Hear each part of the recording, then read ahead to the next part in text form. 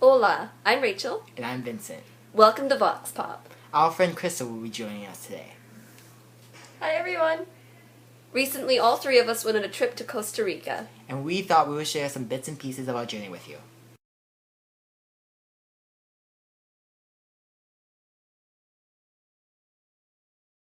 We woke up at 3 in the morning. Or if you're me, at 2 o'clock in the morning, to the sound of my father pretending to be a rooster.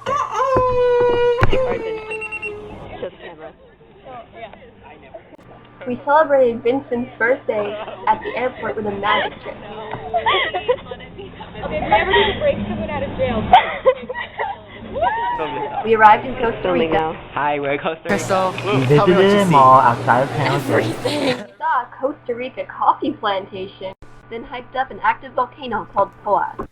So we're walking We're on a trail going up higher and higher. higher and higher until we reach the sky. And I'm right, not Crystal? quite sure where we're Yes. going, but we're by an active volcano in Costa Rica. Yes. How do you feel, Crystal? I don't know, I'm tired. But this is awesome, so I'm really Yes. happy.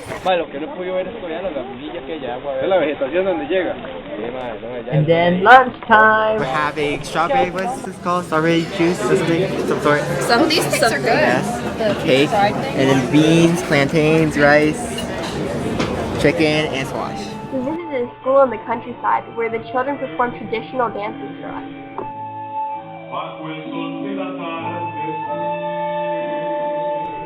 Including one set to a song called Womanizer.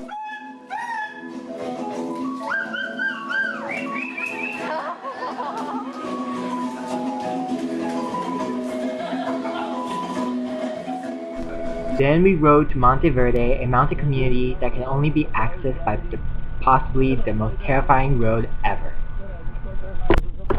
We rode horses. Most of us had fun, but I think Rachael had a little too much tequila. No, I don't have a problem. It was just my horse's name. Worst horse riding experience ever.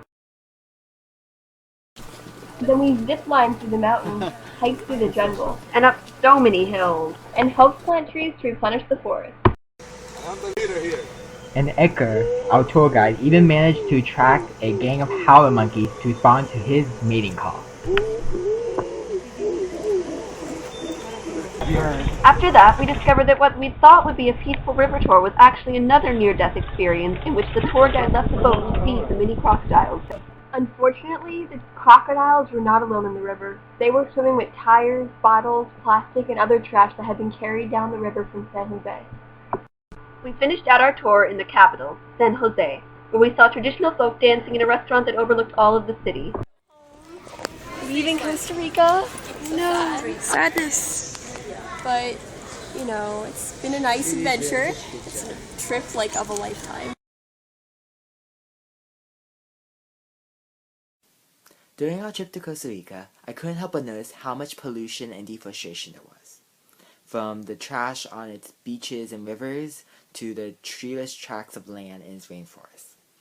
And began to realize how much the environment truly does for us, as it provides us with things that we need to survive, as well as serves as a place for beauty, diversity, and adventure.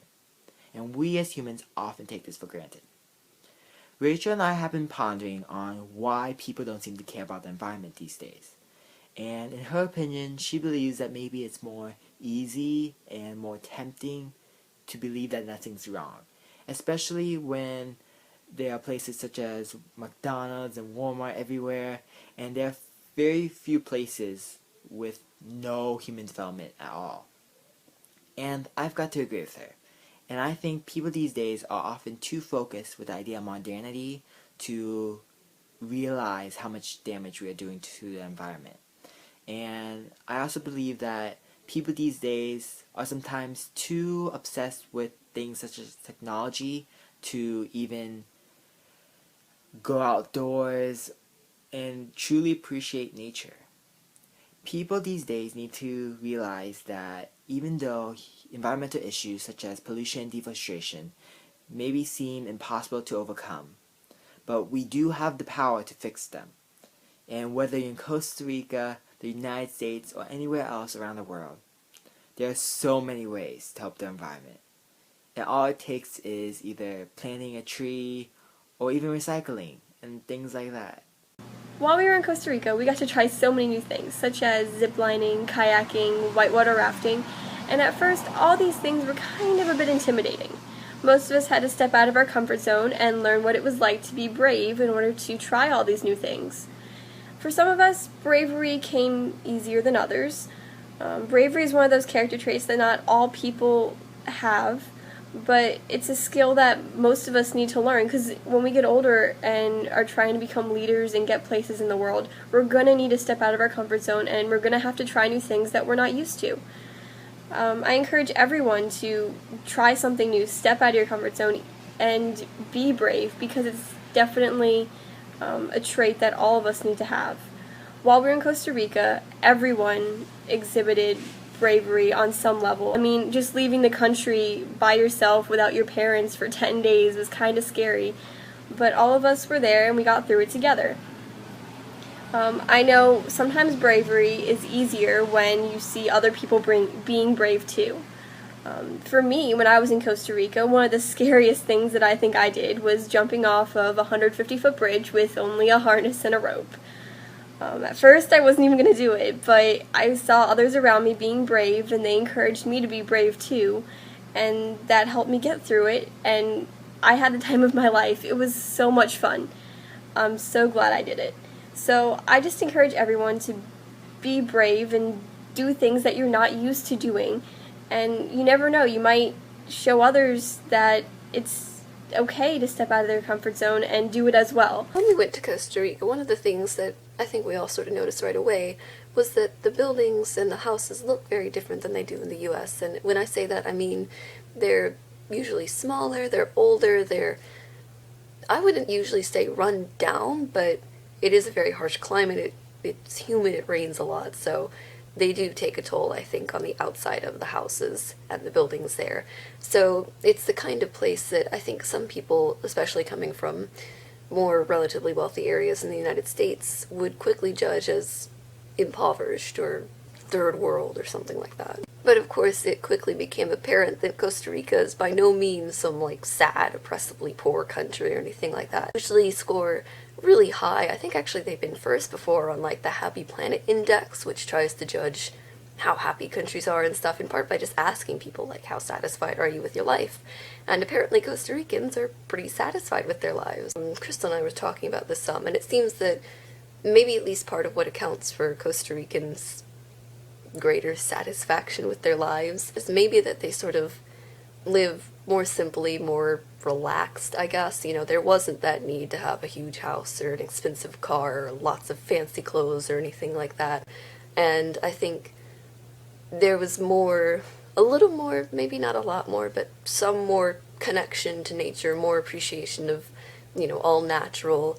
And I think there was more nature to appreciate in the first place, as Vincent pointed out. So I think it is true sometimes, or a lot of the times, that less is more, and that materialism probably isn't the best thing for human happiness, and that sometimes just being satisfied with what you have and being able to relax and not worry about always being the best or always getting more is a good thing, and I think that can make you happy. And maybe that's not what's going on in Costa Rica. I don't know. I was only there for 9 days and I was a tourist, so I didn't really get to see much of actual like Costa Rican daily life.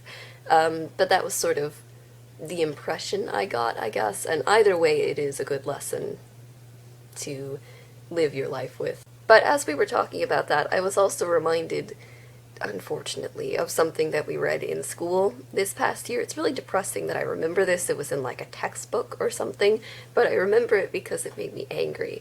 It was like this little, tiny little short story written by Paulo Coelho. In this one little short story, Coelho talks about this rich boy who goes out to the countryside and lives with the poor people out there, and he realizes that they're so much happier because, you know, they live off the land, they have crystal clear water to drink from the river, and they have nice neighbors, and they have a big happy family. And that made me angry because Coelho was kind of glorifying the idea of like being poor. Like, it's one thing to live simply, to be in touch with nature, but it's another thing if you like don't have enough money or food or water or whatever to continue surviving and enjoy your continued survival. And I think that sometimes when people turn against materialism, they sort of assume that the opposite is being poor, and they sort of start to romanticize that idea. And I don't think that's really the right thing to do. I think we have to make sure that we distinguish between simplicity and poverty. And I really don't know how much of either I saw while I was in Costa Rica. Like I said, 9 days, tourist, but that's what my experience got me thinking about anyway. We also saw the actual effect that donating and charity can have on people's lives. We went out to a school in the countryside, I think you saw the footage of that, and the teacher described to us how when the school had first started, it had been like dirt floors, bamboo walls, one building. And today, thanks to the donations of tourists who'd come through like us and given school supplies and money, they had 3 buildings, they had like medical supplies and a TV and lots of toys for the kids and all this nice stuff. And so I think that was pretty cool how the donations, built up over time and really did make a difference to someone out there. So that's what I think. If you have anything to say about what Crystal, Vincent, or I said, or something about Costa Rica in general, post your thoughts down in the comments. We'd love to hear them. Make sure to rate and subscribe, and thank you for